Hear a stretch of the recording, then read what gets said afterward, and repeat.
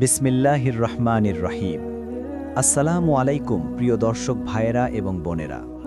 আজকে আমি আপনাদের সামনে নিয়ে এসেছি একটি অত্যন্ত হৃদয়স্পর্শী এবং শিক্ষণীয় ঘটনা। এই ঘটনাটি আমাদের শেখাবে যে আল্লাহ তাআলার রহমত কত বিশাল, তার ক্ষমা কত ব্যাপক এবং তাওবার দরজা সব সময় খোলা থাকে। আজকের গল্পটি একজন হিন্দু বৃদ্ধার তাওবা নিয়ে, যার জীবন আমাদের সবার জন্য একটি মহান শিক্ষা।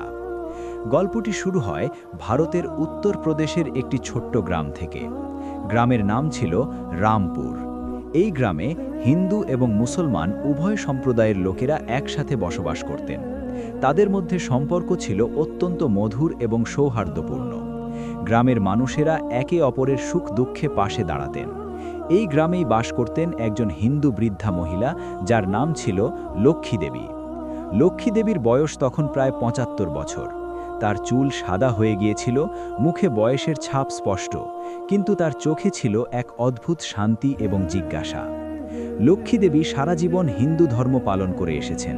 প্রতিদিন সকালে উঠে মন্দিরে যেতেন, পূজা করতেন, ভগবানের নামে ধ্যান করতেন। তার স্বামী অনেক আগেই মারা গিয়েছিলেন। তার ২ ছেলে এবং ১ মেয়ে ছিল, কিন্তু সবাই শহরে চলে গিয়েছিল চাকরির সন্ধানে। লক্ষ্মী দেবী একা থাকতেন তার ছোট্ট কুঁড়ে ঘরে। তার একমাত্র সঙ্গী ছিল তার ধর্মীয় বিশ্বাস এবং গ্রামের প্রতিবেশীরা। গ্রামে একটি ছোট্ট মসজিদ ছিল। মসজিদের ইমাম ছিলেন মাওলানা আব্দুল হামিদ সাহেব। তিনি ছিলেন অত্যন্ত জ্ঞানী, দয়ালু এবং সহৃদয় একজন মানুষ। তিনি শুধু মুসলমানদের নয়, বরং সব ধর্মের মানুষদের প্রতি সদয় ছিলেন। তার আচরণ এবং কথাবার্তা এমন ছিল যে গ্রামের সবাই তাকে সম্মান করতেন। লক্ষ্মী দেবীও মাওলানা সাহেবকে অত্যন্ত শ্রদ্ধা করতেন। যদিও তারা ভিন্ন ধর্মের ছিলেন, তবুও তাদের মধ্যে একটি সুন্দর মানবিক সম্পর্ক ছিল। একদিনের ঘটনা, সেদিন ছিল শীতকাল। সকালবেলা ঘন কুয়াশা পড়েছিল। লক্ষ্মী দেবী তার কুঁড়ে ঘরের সামনে বসে রোদ পোহাচ্ছিলেন। তার মনে হঠাৎ একটি চিন্তা এলো। তিনি ভাবলেন, আমি সারা জীবন ধর্ম পালন করেছি, কিন্তু আমার মন কেন শান্তি পাচ্ছে না? কেন আমার মনে সবসময় একটা অস্থিরতা কাজ করে? এই প্রশ্নগুলো তার মনে বারবার ঘুরপাক খাচ্ছিল। তিনি এই প্রশ্নের উত্তর খুঁজতে লাগলেন, কিন্তু কোনো সন্তোষজনক উত্তর পেলেন না। সেদিন বিকেলে মাওলানা আব্দুল হামিদ সাহেব গ্রামের রাস্তা দিয়ে হেঁটে যাচ্ছিলেন। লক্ষ্মী দেবী তাকে ডাকলেন, মাওলানা সাহেব, একটু আসবেন? মাওলানা সাহেব থেমে গেলেন এবং লক্ষ্মী দেবীর দিকে এগিয়ে এলেন। তিনি জিজ্ঞেস করলেন, বলুন মা, আপনার কি সমস্যা? আমি কিভাবে সাহায্য করতে পারি? লক্ষ্মী দেবী একটু ইতস্তত করলেন। তারপর বললেন, মাওলানা সাহেব, আমি আপনাকে একটা প্রশ্ন করতে চাই। আপনি কি আমার প্রশ্নের উত্তর দেবেন? মাওলানা সাহেব হাসি মুখে বললেন, অবশ্যই মা, আপনি নিঃসংকোচে জিজ্ঞেস করুন। আমি যথাসাধ্য চেষ্টা করব আপনার প্রশ্নের উত্তর দিতে। লক্ষ্মী দেবী একটি দীর্ঘশ্বাস ফেললেন এবং বললেন, মাওলানা সাহেব, আমি সারা জীবন আমার ধর্ম পালন করেছি। প্রতিদিন পূজা করেছি, মন্ত্র জপ করেছি, উপবাস করেছি, কিন্তু আমার মন কখনো শান্তি পায়নি। আমার মনে সব সময় একটা অস্থিরতা থাকে। আমি জানি না কেন এমন হচ্ছে। আপনার ধর্মে কি এই প্রশ্নের উত্তর আছে? মাওলানা সাহেব লক্ষ্মী দেবীর চোখের দিকে তাকালেন। তিনি দেখলেন যে এই বৃদ্ধার চোখে সত্যিকারের জিজ্ঞাসা আছে। তিনি বুঝলেন যে এই মহিলা সত্যিই শান্তির খোঁজ করছেন। মাওলানা সাহেব বসলেন লক্ষ্মী দেবীর পাশে এবং বললেন, মা, আপনার প্রশ্নটি অত্যন্ত গুরুত্বপূর্ণ। মানুষের মনের শান্তি একটি বড় বিষয়। ইসলামে আমরা বিশ্বাস করি যে প্রকৃত শান্তি আসে একমাত্র আল্লাহর স্মরণ থেকে। কুরআন মাজিদে আল্লাহ তাআলা বলেছেন, জেনে রাখো, আল্লাহর জিকির দ্বারাই অন্তরসমূহ প্রশান্তি লাভ করে। লক্ষ্মী দেবী মনোযোগ দিয়ে শুনছিলেন। মাওলানা সাহেব চালিয়ে গেলেন, মা, শান্তি পেতে হলে আমাদের প্রথমে বুঝতে হবে যে আমরা কেন এই পৃথিবীতে এসেছি। আমরা এসেছি একমাত্র আল্লাহর ইবাদত করার জন্য, তাকে জানার জন্য এবং তার কাছে ফিরে যাওয়ার জন্য। যখন আমরা এই সত্যটি বুঝতে পারি এবং এর ওপর আমাদের জীবন পরিচালিত করি, তখনই আমাদের মন শান্তি পায়। লক্ষ্মী দেবী চুপচাপ বসেছিলেন। তার মনে নতুন চিন্তার দরজা খুলে যাচ্ছিল। মাওলানা সাহেব আরও বললেন, মা, ইসলাম শুধু একটি ধর্ম নয়, এটি একটি পূর্ণাঙ্গ জীবন ব্যবস্থা। এটি আমাদের শেখায় কিভাবে আল্লাহর সাথে সম্পর্ক তৈরি করতে হয়, কিভাবে মানুষের সাথে ভালো ব্যবহার করতে হয়, কিভাবে নিজেকে পরিশুদ্ধ করতে হয়। আর সবচেয়ে বড় বিষয় হলো, ইসলাম আমাদের বলে যে আল্লাহ তাআলা অত্যন্ত দয়ালু এবং ক্ষমাশীল। তিনি তার বান্দাদের ভালোবাসেন এবং তাদের ক্ষমা করতে চান। লক্ষ্মী দেবীর চোখে পানি চলে এলো। তিনি বললেন, মাওলানা সাহেব, আমি কি আপনার ধর্ম সম্পর্কে আরও জানতে পারি? আমি কি কুরআন সম্পর্কে জানতে পারি? মাওলানা সাহেব খুশি হলেন। তিনি বললেন, অবশ্যই মা, আপনি যদি চান আমি আপনাকে ইসলাম সম্পর্কে বলতে পারি। তবে মনে রাখবেন, আমি আপনাকে কোনো কিছু চাপিয়ে দিচ্ছি না। আমি শুধু আপনার জিজ্ঞাসার উত্তর দিচ্ছি। এরপর থেকে লক্ষ্মী দেবী নিয়মিত মাওলানা সাহেবের কাছে যেতে লাগলেন। মাওলানা সাহেব তাকে ইসলামের মূল শিক্ষা সম্পর্কে বলতেন। তিনি তাকে আল্লাহর একত্ববাদ সম্পর্কে বললেন, নবী মুহাম্মদ সাল্লাল্লাহু আলাইহি ওয়াসাল্লামের জীবনী সম্পর্কে বললেন, কোরআনের বাণী সম্পর্কে বললেন। লক্ষ্মী দেবী প্রতিটি কথা মনোযোগ দিয়ে শুনতেন এবং প্রশ্ন করতেন। দিন যত যাচ্ছিল, লক্ষ্মী দেবীর মনে ইসলামের প্রতি আগ্রহ বাড়ছিল। তিনি বুঝতে পারছিলেন যে এই ধর্মে এমন কিছু আছে যা তার মনের শূন্যতা পূরণ করতে পারে। তিনি ইসলামের সৌন্দর্যে মুগ্ধ হচ্ছিলেন। বিশেষ করে আল্লাহর রহমত এবং ক্ষমার বিষয়টি তার হৃদয়কে স্পর্শ করেছিল। একদিন মাওলানা সাহেব লক্ষ্মী দেবীকে একটি হাদিস বললেন। হাদিসটি ছিল এরকম যে আল্লাহ তাআলা বলেন, হে আমার বান্দারা, তোমরা যদি দিনে রাতে পাপ করো এবং তারপর আমার কাছে ক্ষমা চাও, আমি তোমাদের ক্ষমা করে দেব, কারণ আমি ক্ষমা করতে ভালোবাসি। এই হাদিসটি শুনে লক্ষ্মী দেবী কেঁদে ফেললেন। তিনি বললেন, মাওলানা সাহেব, এমন দয়ালু প্রভু আমি আগে কখনো শুনিনি। আমার মন বলছে যে এটাই সত্য। কিন্তু লক্ষ্মী দেবীর মনে একটা দ্বিধা ছিল। তিনি ভাবছিলেন, আমি তো সারা জীবন হিন্দু হিসেবে ছিলাম। এখন এই বয়সে যদি ধর্ম পরিবর্তন করি, মানুষ কি বলবে? আমার ছেলেমেয়েরা কি বলবে? গ্রামের লোকেরা কি ভাববে? এই চিন্তা তাকে অস্থির করে তুলছিল। মাওলানা সাহেব লক্ষ্মী দেবীর মনের অবস্থা বুঝতে পারলেন। তিনি তাকে বললেন, মা, সত্যের পথে চলতে গেলে অনেক বাধা আসে। মানুষের কথা ভয় পাওয়া স্বাভাবিক, কিন্তু মনে রাখবেন, আল্লাহর সন্তুষ্টি সবচেয়ে গুরুত্বপূর্ণ। আল্লাহ তাআলা আপনার অন্তরের অবস্থা জানেন। তিনি জানেন আপনি সত্যের খোঁজ করছেন। আপনি দোয়া করুন, আল্লাহ যেন আপনাকে সঠিক পথ দেখান। লক্ষ্মী দেবী প্রতিদিন মনে মনে দোয়া করতে লাগলেন।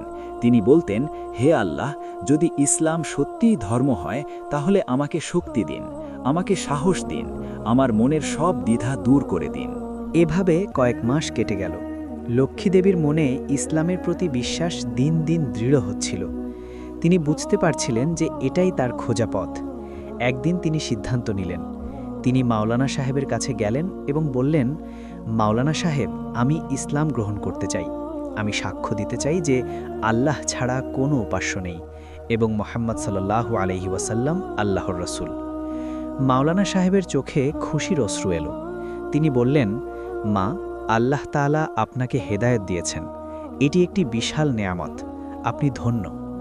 সেদিন মসজিদে কয়েকজন মুসলমান ভাইয়ের উপস্থিতিতে লক্ষ্মী দেবী কালেমা পড়লেন। তিনি বললেন, আশহাদু আল্লা ইলাহা ইল্লাল্লাহু ওয়া আশহাদু আন্না মুহাম্মাদান আবদুহু ওয়া রাসূলুহু, অর্থাৎ আমি সাক্ষ্য দিচ্ছি যে আল্লাহ ছাড়া কোনো উপাস্য নেই এবং আমি আরও সাক্ষ্য দিচ্ছি যে মুহাম্মদ সাল্লাল্লাহু আলাইহি ওয়াসাল্লাম আল্লাহর বান্দা এবং রাসূল। কালেমা পড়ার সাথে সাথে লক্ষ্মী দেবীর মন এক অদ্ভুত শান্তিতে ভরে গেল। তিনি অনুভব করলেন যেন তার বুকের ভারী বোঝা নেমে গেছে। তিনি কেঁদে ফেললেন। এবার তার কান্না ছিল খুশির কান্না, শান্তির কান্না। মাওলানা সাহেব এবং অন্যান্য মুসলমান ভাইরা তাকে অভিনন্দন জানালেন। তারা তাকে বললেন যে আজ থেকে তিনি নতুন জীবন শুরু করলেন। তার আগের সব পাপ ক্ষমা হয়ে গেছে। তিনি এখন একজন নিষ্পাপ মানুষ, যেমন সদ্য জন্ম নেওয়া শিশু। লক্ষ্মী দেবী এখন মুসলমান। মাওলানা সাহেব তাকে একটি নতুন ইসলামিক নাম দিলেন। তার নাম হল আমিনা খাতুন। আমিনা খাতুন নতুন উদ্যমে ইসলাম শিখতে লাগলেন। তিনি নামাজ পড়া শিখলেন, কোরআন তেলাওয়াত শিখলেন, দোয়া দরুদ শিখলেন। তার বয়স হয়েছে ঠিকই, কিন্তু তার মনে ছিল তরুণদের মতো উৎসাহ। কিন্তু আমিনা খাতুনের জীবনে এবার বড় পরীক্ষা আসলো। যখন গ্রামের হিন্দু সম্প্রদায়ের লোকেরা জানল যে লক্ষ্মী দেবী ইসলাম গ্রহণ করেছেন, তখন অনেকেই রাগান্বিত হলেন। তারা বলতে লাগল, লক্ষ্মী দেবী বিশ্বাসঘাতকতা করেছে, সে তার পূর্বপুরুষদের ধর্ম ত্যাগ করেছে। কেউ কেউ তাকে গালিগালাজ করতে লাগল। এমনকি তার কুড়ে ঘরে পাথর ছুঁড়ে মারল কিছু উগ্রলোক। আমিনা খাতুন এসব দেখে দুঃখিত হলেন, কিন্তু তিনি দৃঢ় রইলেন। তিনি জানতেন যে তিনি সঠিক পথে আছেন। মাওলানা সাহেব এবং গ্রামের মুসলমানরা তার পাশে দাঁড়ালেন। তারা তাকে সান্ত্বনা দিলেন এবং বললেন, বোন আমিনা, ঘাবড়াবেন না, আল্লাহ আপনার সাথে আছেন। যারা সত্যের পথে চলে তাদের উপর পরীক্ষা আসে, এটা আপনার ঈমানের পরীক্ষা, আল্লাহর উপর ভরসা রাখুন। আমিনা খাতুন প্রতিদিন 5 ওয়াক্ত নামাজ পড়তে লাগলেন। তিনি কুরআন তেলাওয়াত করতেন এবং আল্লাহর কাছে দোয়া করতেন। তার দোয়া ছিল যেন আল্লাহ তার সব পরীক্ষায় তাকে সফল করেন এবং তাকে ইসলামের ওপর অটল রাখেন। কয়েক সপ্তাহ পর একটি অবাক করা ঘটনা ঘটল। আমিনা খাতুনের বড় ছেলে শহর থেকে গ্রামে এলো। সে যখন শুনল যে তার মা ইসলাম গ্রহণ করেছেন, প্রথমে খুব রাগ হলো। সে মাকে বলতে লাগল, মা, তুমি এটা কি করেছ? তুমি আমাদের পরিবারের সম্মান নষ্ট করেছ। আমিনা খাতুন শান্তভাবে তার ছেলেকে বললেন, বাছা, আমি যা করেছি তা আমার বিবেকের তাগিদে করেছি। আমি সারা জীবন শান্তির খোঁজে ছিলাম। আমি সেই শান্তি ইসলামে পেয়েছি। তুমি আমাকে বোঝার চেষ্টা করো। ছেলে প্রথমে শুনতে রাজি হলো না, কিন্তু যখন সে তার মায়ের চোখে শান্তি দেখল, তার মুখে সন্তুষ্টি দেখল, তখন সে থমকে গেল। সে বুঝতে পারল যে তার মা সত্যিই পরিবর্তিত হয়েছেন, এই পরিবর্তন ভালোর দিকে। সে বলল, মা, আমি তোমার সিদ্ধান্তকে সম্মান করি। যদি এটা তোমাকে খুশি করে তাহলে আমিও খুশি। এই ঘটনার পর আমিনা খাতুনের মনোবল আরও বেড়ে গেল। তিনি আরও নিষ্ঠার সাথে ইবাদত করতে লাগলেন। তিনি গ্রামের মুসলমান মহিলাদের সাথে মিশতে লাগলেন। তারা তাকে ইসলামের বিভিন্ন বিষয় শেখাতেন, তার সাথে কোরআন তেলাওয়াত করতেন, তাকে হাদিস শোনাতেন। একদিন মাওলানা সাহেব আমিনা খাতুনকে তাওবা সম্পর্কে বললেন। তিনি বললেন, বোন আমিনা, ইসলামে তাওবা একটি অত্যন্ত গুরুত্বপূর্ণ বিষয়। তাওবা মানে হলো আল্লাহর কাছে ফিরে আসা, নিজের ভুল স্বীকার করা এবং আর সেই ভুল না করার সংকল্প করা। আল্লাহ তাআলা তাওবাকারীদের ভালোবাসেন। আমিনা খাতুন জিজ্ঞেস করলেন, মাওলানা সাহেব, কিন্তু আমি তো আমার পুরো জীবন ভুল পথে ছিলাম, আমার এত বছরের পাপের কি হবে? মাওলানা সাহেব হাসলেন এবং বললেন, বোন আমিনা, আপনি যখন ইসলাম গ্রহণ করেছেন সেদিনই আপনার সব পাপ ক্ষমা হয়ে গেছে। আল্লাহ তাআলা অত্যন্ত দয়ালু, তিনি যাকে হেদায়েত দেন তার অতীত মুছে দেন। আপনি এখন নতুন জীবন শুরু করেছেন। আপনার দায়িত্ব হলো এখন থেকে সৎ পথে চলা এবং আল্লাহর হুকুম মেনে চলা। আমিনা খাতুন কেঁদে ফেললেন। তিনি বললেন, আলহামদুলিল্লাহ, আল্লাহ কতই না মেহেরবান। তিনি আমার মতো একজন বৃদ্ধাকেও ক্ষমা করেছেন, আমি তার কৃতজ্ঞ। মাওলানা সাহেব তাকে একটি হাদিস শোনালেন। তিনি বললেন, রাসূলুল্লাহ সাল্লাল্লাহু আলাইহি ওয়াসাল্লাম বলেছেন, আল্লাহ তাআলা বান্দার তাওবায় এতই খুশি হন যেমন একজন মানুষ মরুভূমিতে তার হারানো উট ফিরে পেয়ে খুশি হয়। ভাবুন বোন আমিনা, আল্লাহ কতটা খুশি হয়েছেন যখন আপনি তার দিকে ফিরে এসেছেন। এই কথা শুনে আমিনা খাতুনের মন ভরে গেল। তিনি অনুভব করলেন আল্লাহর ভালোবাসা। তিনি প্রতিজ্ঞা করলেন যে তিনি তার বাকি জীবন আল্লাহর রাস্তায় কাটাবেন। আমিনা খাতুন গ্রামের মানুষদের সাথেও ভালো ব্যবহার করতে লাগলেন। এমনকি যারা তাকে কষ্ট দিয়েছিল তাদের সাথেও তিনি ভালো আচরণ করতেন। তিনি তাদের জন্য দোয়া করতেন যেন আল্লাহ তাদেরকেও হেদায়েত দেন। তার এই আচরণ দেখে অনেকেই অবাক হলো। তারা ভাবল, ইসলাম নিশ্চয়ই একটি মহান ধর্ম, যেহেতু এটা মানুষকে এত ভালো বানায়। ধীরে ধীরে গ্রামের হিন্দু সম্প্রদায়ের মানুষেরাও আমিনা খাতুনের প্রতি তাদের মনোভাব পরিবর্তন করতে লাগল। তারা দেখল যে আমিনা খাতুন আগের চেয়ে অনেক বেশি শান্ত এবং সন্তুষ্ট। তার মুখে এক আলাদা জ্যোতি ফুটে উঠেছে। কিছু হিন্দু প্রতিবেশী এমনকি মাওলানা সাহেবের কাছে এসে ইসলাম সম্পর্কে জিজ্ঞেস করতে লাগল। আমিনা খাতুনের ছোট মেয়ে একদিন গ্রামে এলো। সে মাকে দেখে অবাক হলো। সে বলল, মা, তোমাকে দেখে মনে হচ্ছে তুমি অনেক তরুণ হয়ে গেছো। তোমার মুখে এত আলো কেন?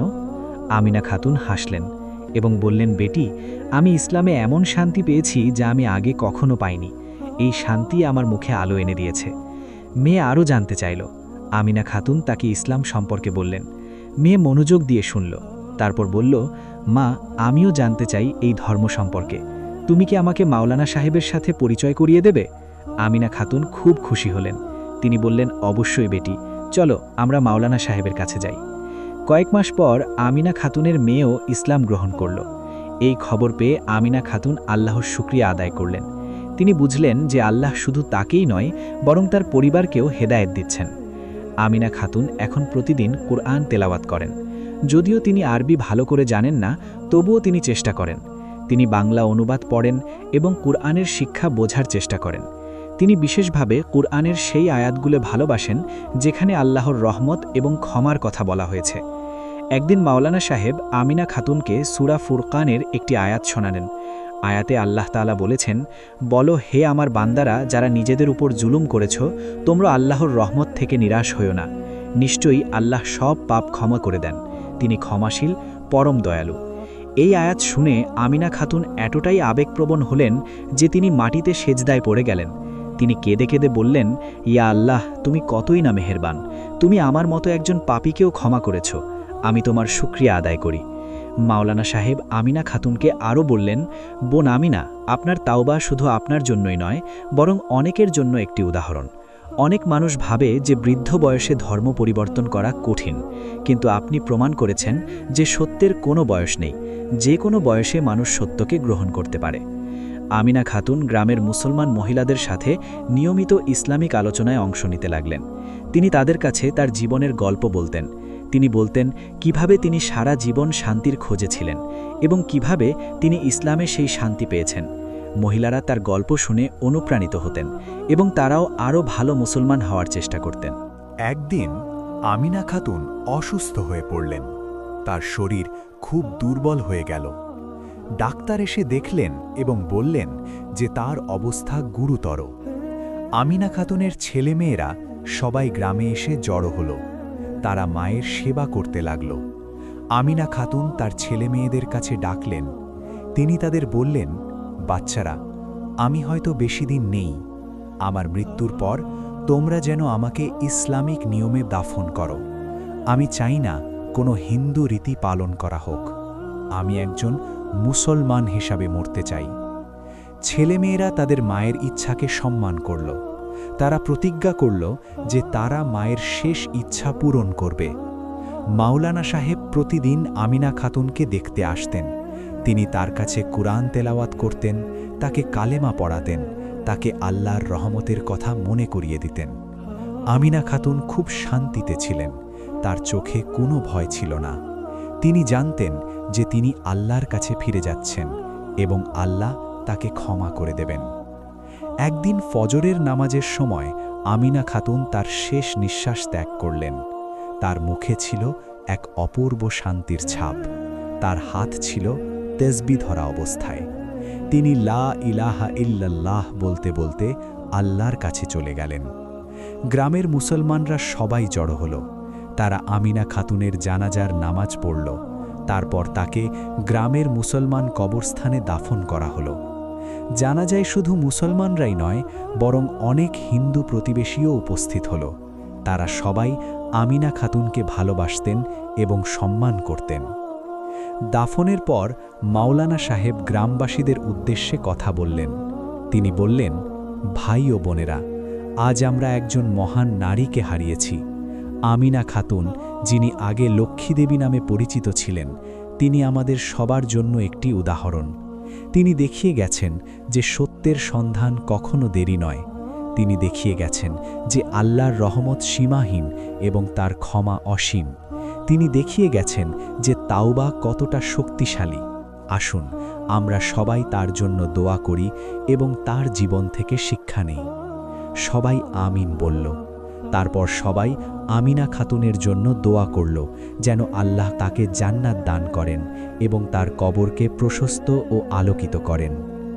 আমিনা খাতুনের গল্প গ্রাম থেকে আশেপাশের এলাকায় ছড়িয়ে পড়ল।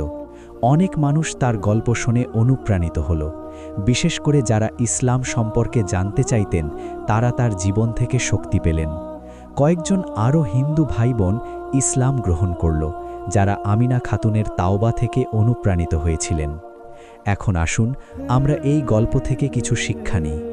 প্রথমত, এই গল্প আমাদের শেখায় যে আল্লাহ তাআলার রহমত সীমাহীন। তিনি কাউকে ফিরিয়ে দেন না যদি সেই ব্যক্তি আন্তরিকভাবে তার দিকে ফিরে আসে। আমিনা খাতুন ৭৫ বছর বয়সে ইসলাম গ্রহণ করেছিলেন। অনেকে হয়তো ভাবতে পারেন যে এই বয়সে ধর্ম পরিবর্তন করা খুব দেরি, কিন্তু আল্লাহর কাছে কোনো দেরি নেই। তিনি যে কোনো সময় তার বান্দাকে গ্রহণ করেন, যদি সেই বান্দা আন্তরিক হয়। দ্বিতীয়ত, এই গল্প আমাদের শেখায় যে তাওবা একটি অত্যন্ত শক্তিশালী জিনিস। তাওবা মানে শুধু মুখে ক্ষমা চাওয়া নয়, বরং সত্যিকারের অনুতাপ এবং জীবন পরিবর্তন করার দৃঢ় সংকল্প। আমিনা খাতুন যখন ইসলাম গ্রহণ করলেন তখন তিনি তার পুরো জীবনধারা পরিবর্তন করলেন। তিনি নামাজ পড়তে শুরু করলেন, কুরআন শিখতে শুরু করলেন, ইসলামিক জীবনযাপন শুরু করলেন। এটাই হলো সত্যিকারের তাওবা। তৃতীয়ত, এই গল্প আমাদের শেখায় যে সত্যের সন্ধান সব সময় চালিয়ে যাওয়া উচিত। আমিনা খাতুন সারা জীবন শান্তির খোঁজে ছিলেন। তিনি একটি ধর্ম পালন করছিলেন, কিন্তু তার মন সন্তুষ্ট ছিল না। তিনি সত্যের খোঁজ চালিয়ে গেলেন এবং অবশেষে ইসলামে সেই সত্য খুঁজে পেলেন।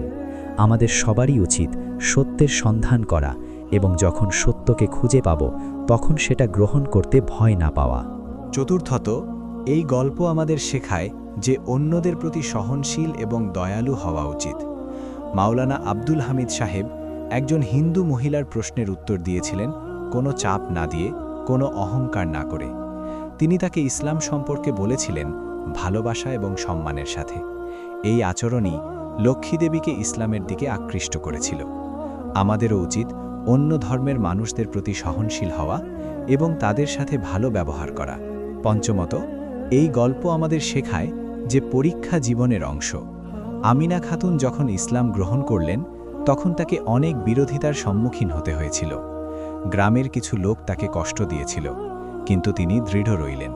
তিনি আল্লাহর ওপর ভরসা রেখেছিলেন এবং আল্লাহ তাকে সাহায্য করেছিলেন। আমাদেরও জীবনে পরীক্ষা আসবে, কিন্তু আমাদের উচিত আল্লাহর ওপর ভরসা রাখা এবং দৃঢ়ভাবে সত্যের পথে চলা। ষষ্ঠত, এই গল্প আমাদের শেখায় যে আল্লাহ যাকে হেদায়েত দেন সে ধন্য। আমিনা খাতুনের হেদায়েত আল্লাহর পক্ষ থেকে একটি মহান উপহার ছিল। এই হেদায়েতের কারণে তিনি তার জীবনের শেষ দিনগুলো শান্তিতে কাটাতে পেরেছিলেন। আমাদের সবার উচিত আল্লাহর কাছে দোয়া করা যেন তিনি আমাদেরকে সঠিক পথে পরিচালিত করেন এবং আমাদেরকে হেদায়েত দান করেন। সপ্তমত, এই গল্প আমাদের শেখায় যে মৃত্যু অবধারিত এবং আমাদের উচিত মৃত্যুর জন্য প্রস্তুত থাকা। আমিনা খাতুন যখন মৃত্যুর কাছাকাছি ছিলেন তখন তিনি ভয়ে ছিলেন না, কারণ তিনি জানতেন যে তিনি আল্লাহর রাস্তায় ছিলেন এবং আল্লাহ তাকে ক্ষমা করে দিয়েছেন। আমাদের উচিত এমনভাবে জীবনযাপন করা যাতে আমরা মৃত্যুর জন্য প্রস্তুত থাকি। অষ্টমত, এই গল্প আমাদের শেখায় যে ইসলাম শুধু একটি ধর্ম নয়, বরং একটি পূর্ণাঙ্গ জীবন ব্যবস্থা। ইসলাম আমাদের জীবনের সব দিক নিয়ে কথা বলে। এটা আমাদের শেখায় কিভাবে আল্লাহর ইবাদত করতে হয়, কিভাবে মানুষের সাথে ভালো ব্যবহার করতে হয়, কিভাবে সৎ জীবন যাপন করতে হয়। আমিনা খাতুন ইসলামে যে শান্তি পেয়েছিলেন তা এই পূর্ণাঙ্গ জীবন ব্যবস্থার কারণেই। নবমত, এই গল্প আমাদের শেখায় যে আমাদের উচিত আমাদের পরিবারের জন্য দোয়া করা। আমিনা খাতুন শুধু নিজেই ইসলাম গ্রহণ করেননি, বরং তার প্রভাবে তার মেয়েও ইসলাম গ্রহণ করেছিল। এটা দেখায় যে যখন আমরা সত্যের পথে চলি তখন আমাদের পরিবারও প্রভাবিত হয়। আমাদের উচিত আমাদের পরিবারের সদস্যদের জন্য দোয়া করা যেন আল্লাহ তাদেরকেও হেদায়েত দেন। দশমত, এই গল্প আমাদের শেখায় যে আমাদের উচিত অন্যদের কাছে ইসলামের বাণী পৌঁছে দেওয়া। মাওলানা আব্দুল হামিদ সাহেব যদি লক্ষ্মী দেবীর প্রশ্নের উত্তর না দিতেন তাহলে হয়তো তিনি কখনো ইসলাম সম্পর্কে জানতে পারতেন না। আমাদেরও উচিত আমাদের আশেপাশের মানুষদের কাছে ইসলামের সৌন্দর্য তুলে ধরা। তবে মনে রাখতে হবে, আমরা শুধু বলবো, হেদায়েত দেওয়ার ক্ষমতা শুধু আল্লাহর। একাদশতম, এই গল্প আমাদের শেখায় যে আল্লাহ আমাদের অন্তরের অবস্থা দেখেন। লক্ষ্মী দেবী যখন সত্যের খোঁজে ছিলেন আল্লাহ তার অন্তরের সেই খোঁজ দেখেছিলেন, তাই আল্লাহ তাকে হেদায়েতের পথ দেখিয়েছিলেন। আমাদেরও উচিত আমাদের অন্তরকে পরিশুদ্ধ রাখা এবং আন্তরিকভাবে আল্লাহর সন্ধান করা। দ্বাদশতম, এই গল্প আমাদের শেখায় যে তাওবা কখনো দেরি নয়। অনেক মানুষ ভাবেন যে তারা অনেক পাপ করেছেন তাই আল্লাহ তাদের ক্ষমা করবেন না, কিন্তু এই ধারণা ভুল। আল্লাহর রহমত অসীম, তিনি যে কোনো পাপীকে ক্ষমা করতে পারেন যদি সেই পাপী আন্তরিকভাবে তাওবা করে। আমিনা খাতুনের জীবনের প্রমাণ। ত্রয়োদশতম, এই গল্প আমাদের শেখায় যে ইসলাম সব বয়সের, সব জাতির, সব বর্ণের মানুষের জন্য। ইসলামে কোনো বৈষম্য নেই। আল্লাহ সবাইকে সমান ভালোবাসেন। যে কেউ ইসলাম গ্রহণ করতে পারে এবং আল্লাহর কাছে প্রিয় হতে পারে। বয়স, জাতি বা বর্ণ কোনো বাধা নয়। চতুর্দশতম, এই গল্প আমাদের শেখায় যে জ্ঞান অর্জন করা গুরুত্বপূর্ণ। লক্ষ্মী দেবী যখন ইসলাম সম্পর্কে জানতে শুরু করলেন তখন তিনি বুঝতে পারলেন যে এটাই সত্য ধর্ম। জ্ঞান আমাদের সঠিক পথ দেখায়। আমাদের উচিত ইসলাম সম্পর্কে জানা এবং কুরআন ও হাদিস অধ্যয়ন করা। পঞ্চদশতম, এই গল্প আমাদের শেখায় যে নামাজ, কুরআন তেলাওয়াত এবং আল্লাহর জিকির আমাদের মনে শান্তি আনে। আমিনা খাতুন যখন নিয়মিত এই ইবাদতগুলো করতে শুরু করলেন, তখন তার মন শান্তিতে ভরে গেল। আমাদেরও উচিত এই ইবাদতগুলো নিয়মিত করা। ষোড়শতম, এই গল্প আমাদের শেখায় যে আমাদের উচিত যারা আমাদের কষ্ট দেয় তাদের জন্য দোয়া করা। আমিনা খাতুন যারা তাকে কষ্ট দিয়েছিল তাদের জন্য দোয়া করতেন। এই মহৎ আচরণ ইসলামের শিক্ষা। আমাদেরও উচিত আমাদের শত্রুদের জন্য দোয়া করা, যেন আল্লাহ তাদেরকে হেদায়েত দেন। সপ্তদশতম, এই গল্প আমাদের শেখায় যে আমাদের উচিত আমাদের জীবনের উদ্দেশ্য বোঝা। লক্ষ্মীদেবী যখন বুঝলেন যে জীবনের উদ্দেশ্য হলো আল্লাহর ইবাদত করা, তখন তার জীবন অর্থবহ হয়ে উঠল। আমাদেরও উচিত আমাদের জীবনের উদ্দেশ্য বোঝা এবং সেই অনুযায়ী জীবন গড়া। অষ্টাদশতম, এই গল্প আমাদের শেখায় যে মৃত্যু ভয়ের বিষয় নয়, যদি আমরা সঠিক পথে থাকি। আমিনা খাতুন শান্তিতে মৃত্যুবরণ করেছিলেন, কারণ তিনি জানতেন যে তিনি আল্লাহর পথে ছিলেন। আমাদেরও উচিত এমনভাবে জীবনযাপন করা যাতে আমরা শান্তিতে মৃত্যুবরণ করতে পারি। ঊনবিংশতম, এই গল্প আমাদের শেখায় যে আমাদের উচিত আমাদের প্রতিবেশীদের প্রতি ভালো ব্যবহার করা। মাওলানা সাহেব এবং গ্রামের মুসলমানরা লক্ষ্মীদেবীর প্রতি ভালো ব্যবহার করেছিলেন যখন তিনি হিন্দু ছিলেন। এই ভালো ব্যবহারই তাকে ইসলামের দিকে আকৃষ্ট করেছিল। আমাদেরও উচিত আমাদের প্রতিবেশীদের, তারা যে ধর্মেরই হোক না কেন, প্রতি ভালো ব্যবহার করা। বিংশতম, এই গল্প আমাদের শেখায় যে আমাদের সবসময় আল্লাহর শুকরিয়া আদায় করা উচিত। আমিনা খাতুন সবসময় আল্লাহর শুকরিয়া আদায় করতেন যে আল্লাহ তাকে হেদায়েত দিয়েছেন। আমাদেরও উচিত সব নেয়ামতের জন্য শুকরিয়া আদায় করা, বিশেষ করে ইসলামের নেয়ামতের জন্য। প্রিয় দর্শক ভাইয়েরা এবং বোনেরা, আমিনা খাতুনের গল্প আমাদের সবার জন্য একটি মহান শিক্ষা।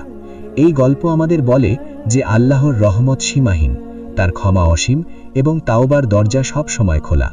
যে কোনো বয়সে, যে কোনো পরিস্থিতিতে আমরা আল্লাহর দিকে ফিরে আসতে পারি এবং তিনি আমাদের গ্রহণ করবেন। আমাদের সবার উচিত এই গল্প থেকে শিক্ষা নেওয়া। যদি আমরা কোনো পাপ করে ফেলি, তাহলে আমাদের উচিত আন্তরিকভাবে তাওবা করা।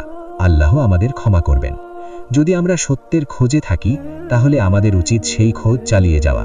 আল্লাহ আমাদের সঠিক পথ দেখাবেন। যদি আমরা শান্তি খুঁজি, তাহলে আমাদের উচিত ইসলামের শিক্ষা অনুসরণ করা। ইসলামেই আছে প্রকৃত শান্তি।